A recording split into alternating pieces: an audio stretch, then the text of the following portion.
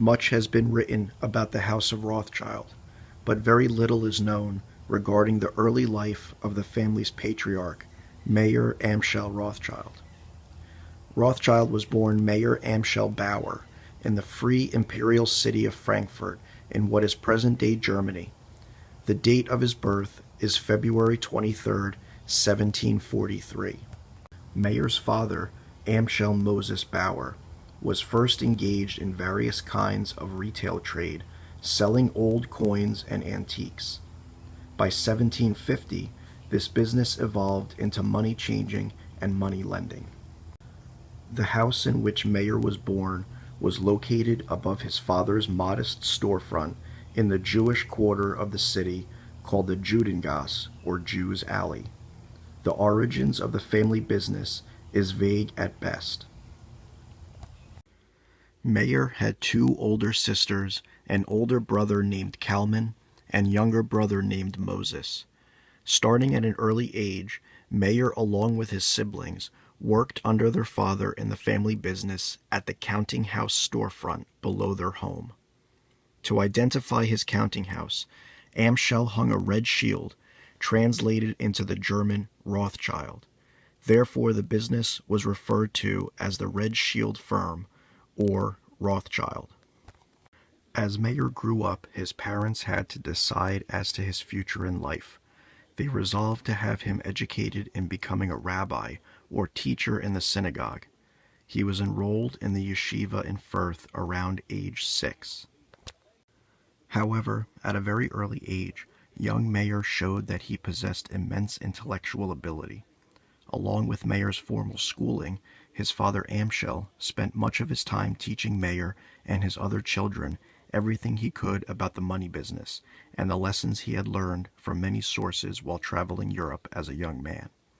This time spent learning from his father the dealings of money planted the seed for a lifetime of business acumen. Mayer had been born and bred in a community whose entire thought centered upon acquiring and accumulating money. Early on, he learned from his father and virtually everyone around him to see in wealth the only true standard by which one could judge his fellow man. He shared the ambition of many at yeshiva to acquire riches and wealth, and although schooling to become a rabbi, his instinct for business was too powerful to resist. As he grew up, an important side interest developed from his employment in his father's business. While working for his father at the Red Shield firm, young Mayer occasionally came to acquire and have in his possession rare and historically valuable coins, an aspect of the business which quickly became an obsession. In 1755, Mayer's father died during a smallpox epidemic. His mother died the following year, leaving 12-year-old Mayer an orphan. After his parents' deaths, he was sent by relatives back to the yeshiva to complete his studies. Theology, however, was not to young Mayer's taste. While at yeshiva, and quite remarkably by the age of 13, he had become well known as a collector and dealer in old coins on a small scale, reading every book he could get his hands on, eventually becoming an expert in the subject.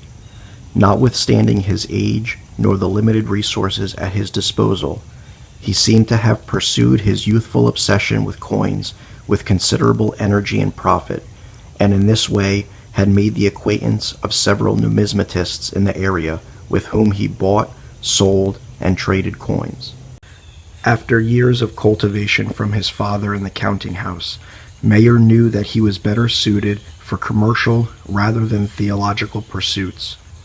With permission from relatives, he abandoned his studies and returned to the Judengasse, where his abilities and shrewdness were already well known by many coin dealers and money changers. In fact, his reputation even reaching the ears of some of Germany's large banking firms.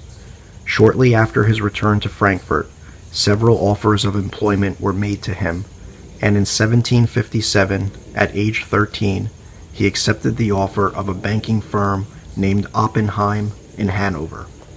The Oppenheim Bank was founded as a commissions and exchange house, dealing in commodities, the exchanging of foreign currencies, extending credit, and commercial credit. Mayer worked at the bank first as a clerk. He gained and maintained a high character for steadiness and reliability. His energy and abilities were recognized by his gradual promotion to the responsible post of co-manager by his middle teens and eventually junior partner. Through employment at the bank, Mayer gained useful knowledge in foreign trade and currency exchange, which further kindled his love of money and wealth creation. It also allowed him to meet and become acquaintances with some very important and very, very rich people. While at the Oppenheim Bank in Hanover, he happened to make the acquaintance of the Hanoverian general von Estorff, an ardent coin collector in his own right.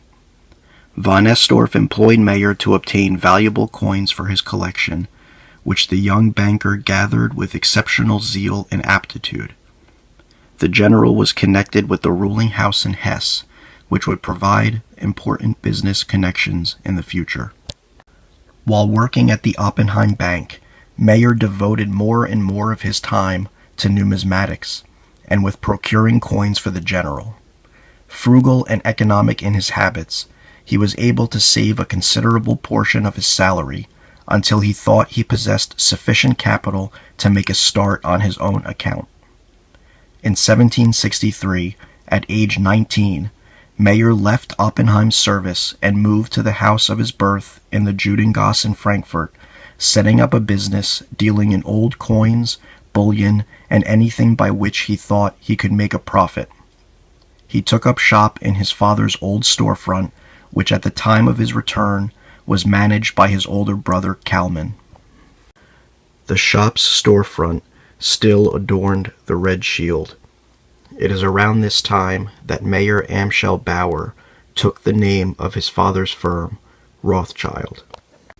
In all business transactions, whether at the Oppenheim Bank or afterwards, Mayer displayed remarkable honesty and integrity. In fact, he became known as the honest Jew. His reputation spread throughout the surrounding provinces and was largely the means of securing him fresh business.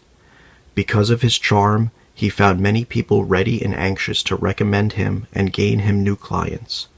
The Oppenheim Bank, his old employer, was especially zealous in promoting the success of its former employee and never allowed an opportunity to slip of saying a word in his favor. In the same year Mayer left the bank to pursue his own business, 1763, General von Estorff left Hanover for the court of Prince William of Hesse, who resided in Hanau, a province lying very close to Frankfurt. Prince William of Hesse was the grandson of Landgrave William VIII, one of the richest men in Europe.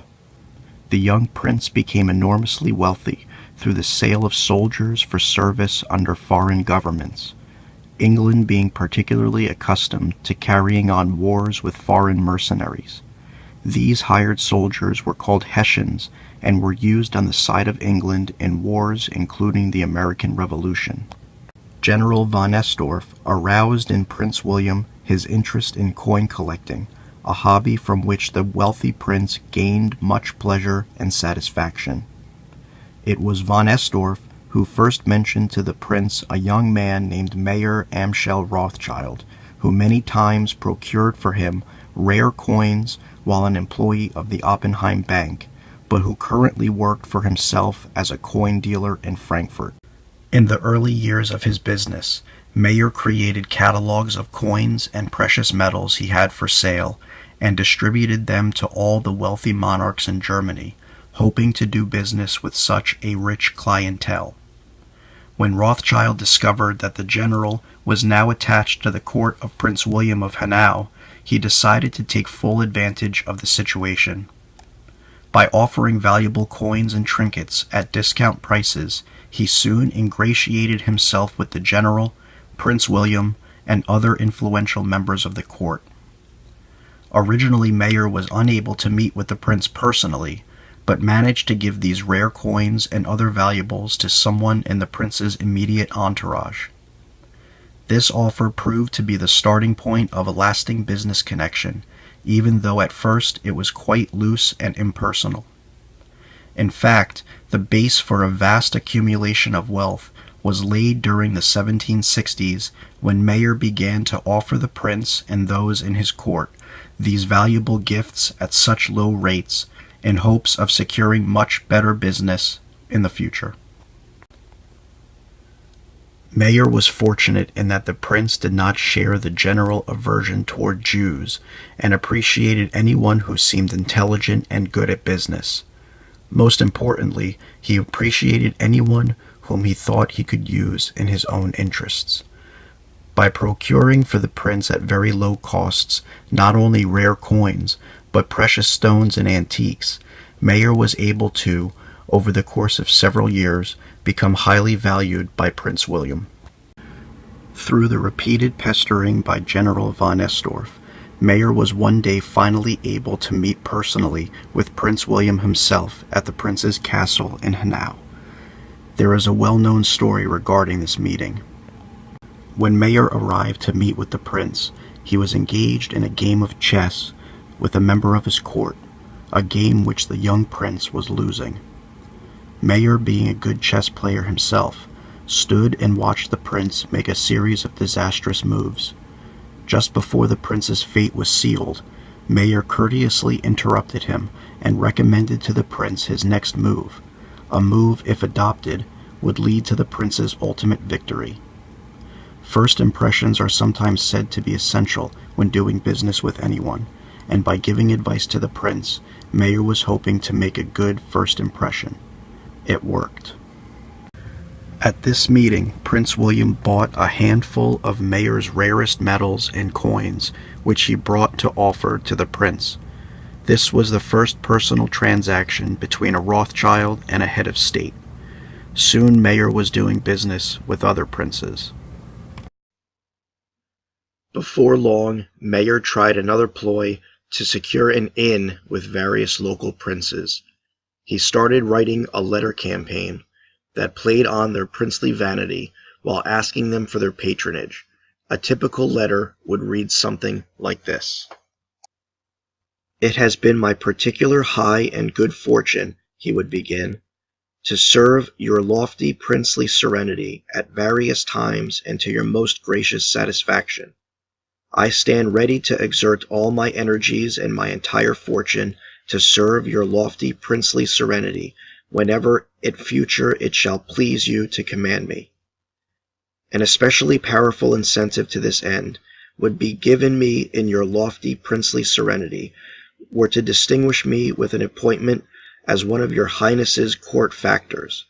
I am making bold to beg for this with the more confidence in the assurance that by doing so I am not giving any trouble, while for my part such a distinction would lift up my commercial standing and be of help to me in so many other ways that I feel certain thereby to make my way and fortune here in the city of Frankfurt." These letters had only one goal in mind: to secure Mayer with the distinguished title of court factor. The court factor was the individual who handled the finances of, or lent money to, European royalty and nobility. In return for their services, court factors gained social privileges, and because of these privileges, gained more business. Mayer promised to always devote all his energy and property to the prince's service, and he concluded in his letters with a perfectly sincere statement that if he received the designation in question, he hoped thereby to gain business esteem, and that it would otherwise enable him to make his fortune in Frankfurt. His tactics paid off. On September 21st, 1769, 6 years after his first correspondence and the sales with the court of Hesse, Mayer AMSCHEL Rothschild was able to nail a sign bearing the arms of Hesse-Hanau to the front of his shop. In gold characters it read, "M.A. Rothschild, by appointment court factor to His Serene Highness Prince William of Hanau." Henceforth to the name Rothschild was attached the decorative suffix "Crown Agent to the Principality of Hesse-Hanau."